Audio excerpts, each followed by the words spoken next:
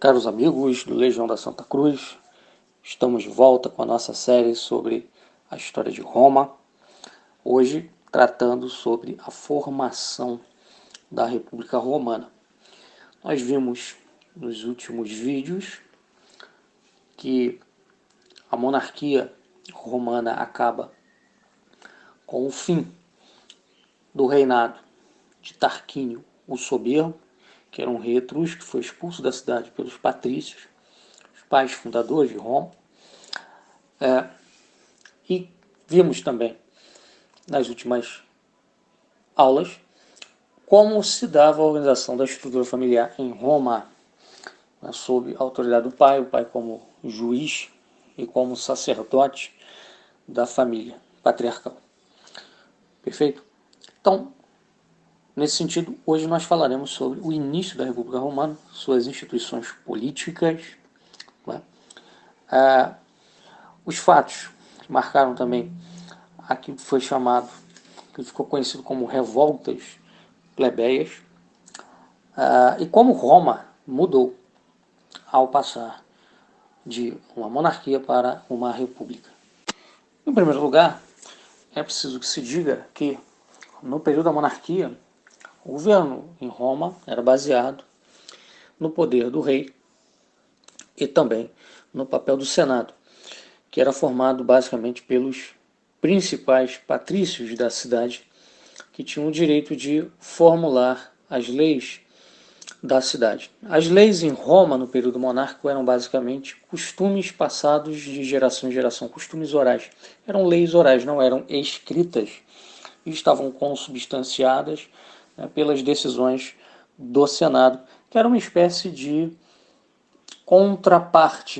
contraponto ao poder régio. Enquanto o rei era uma espécie de líder militar, o Senado fazia o papel de poder legislativo. Na República, isso evoluiu, ganhando um caráter muito mais estruturado e elaborado, tomando a dimensão de uma verdadeira divisão de poderes em Roma, onde nós tínhamos o Senado, com o papel de fazer as leis, as magistraturas, com o poder executivo e judiciário, e as assembleias. Havia 3 tipos de assembleias: as assembleias das cúrias, das centúrias e das tribos. Qual era o papel das assembleias? Muito simples. Elas propunham as leis que iriam ser discutidas no Senado e votadas no Senado, e também elegiam magistrados.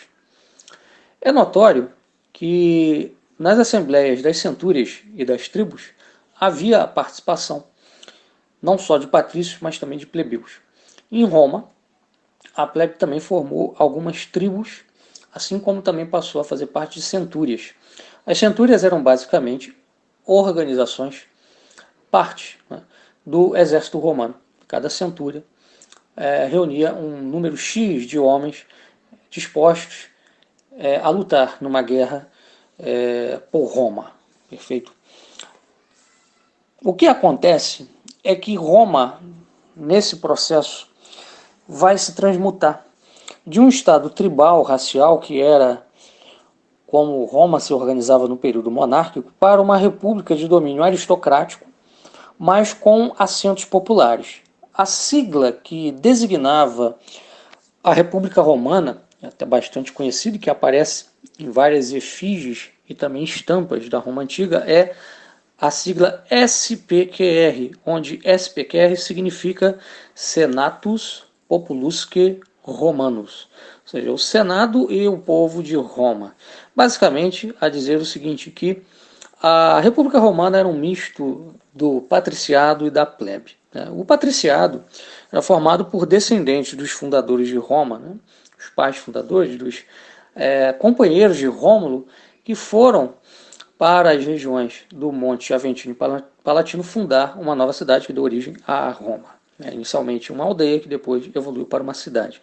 E a plebe era uma multidão sem origem nobiliárquica que era basicamente formada por povos itálicos que haviam migrado para Roma à medida que a cidade foi crescendo. Perfeito?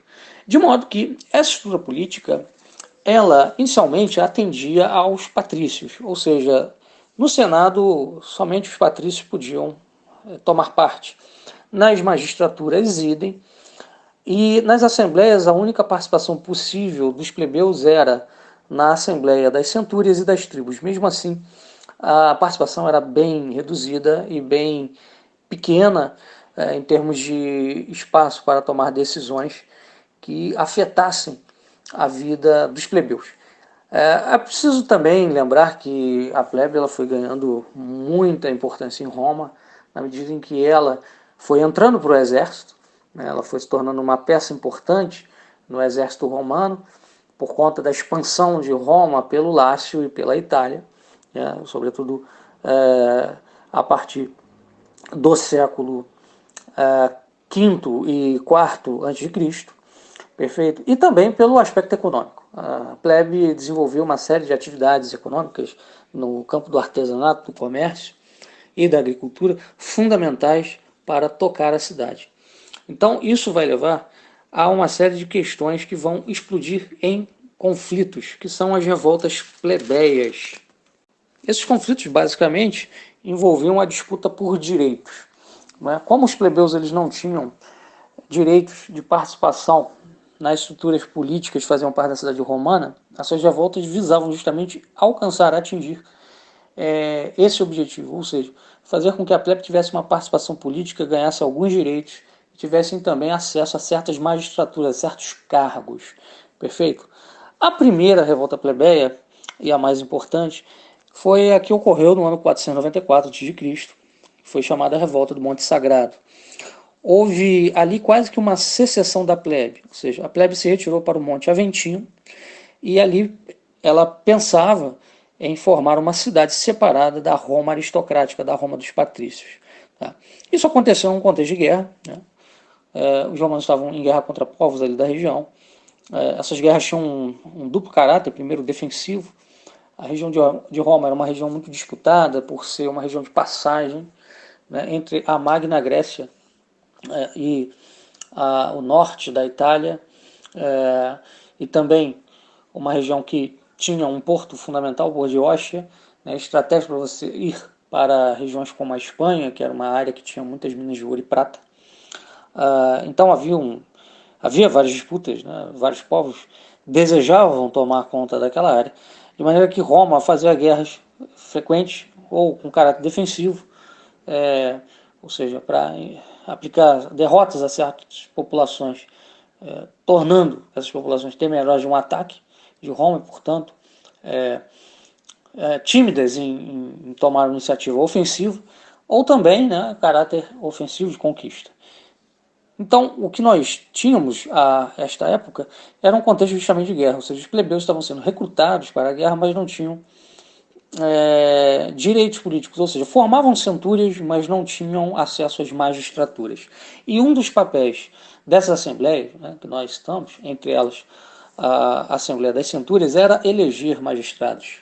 Para impedir a secessão da plebe, o patriciado então decide criar o tribuno da plebe, que era um magistrado com funções advocatícias, ou seja, função de ser um advogado da plebe no Senado, brecando qualquer lei que fosse prejudicial ao povo.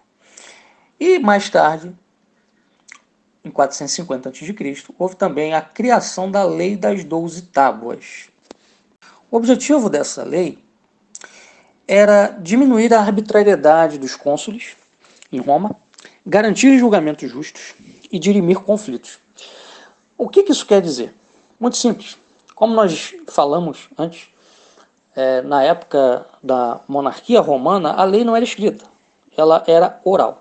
Os julgamentos em Roma eram feitos por juízes que vinham do patriciado. Frequentemente, esses juízes, quando julgavam questões entre patrícios e plebeus, ou seja, quando julgavam conflitos, disputas entre patrícios e plebeus, faziam julgamentos, na maioria dos casos, favoráveis aos patrícios. Isso gerava muitos reclamos da plebe.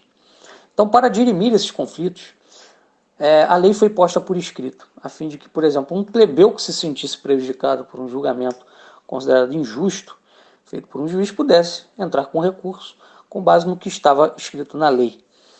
Então, isso tudo criou em Roma 3 princípios basilares, que são fundamentos do direito até hoje: a regra da lei, né, a regra do direito, né, e o conceito também de direito público e de direito privado, ou seja, isso ficou na lei das duas estados bem estabelecido, o que era o direito público, o que era o direito privado, perfeito? Isso também criou o hábito dos magistrados romanos de decidirem com base na lei, diminuindo, portanto, aquilo que falávamos aqui logo no início da nossa tratativa sobre a lei das 12 tábuas, ou seja, a arbitrariedade dos cônsules. Os cônsules eram magistrados que tinham duas funções, eram dois cônsules, né? Um cônsul civil, um cônsul militar.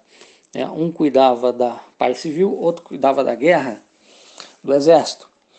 E muitas das vezes esses cônsules tomavam decisões administrativas que eram contestadas. Então, tendo uma regra da lei, tendo a lei das 12 tábuas consubstanciadas, esses cônsules poderiam agir de acordo com aquilo que a lei estipula como sendo a função do cônsul, a função do magistrado.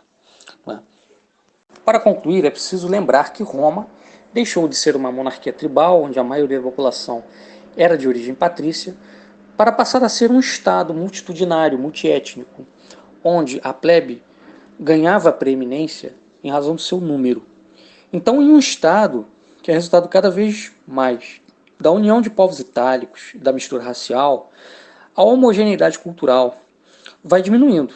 O papel do costume e da tradição que unia os patrícios já não são mais suficientes para regular a vida social que vai se ampliando, fazendo-se necessária a criação de uma lei, a criação de novas leis, né, e a adaptação dessas estruturas políticas ao novo contexto de vida que Roma experimentava.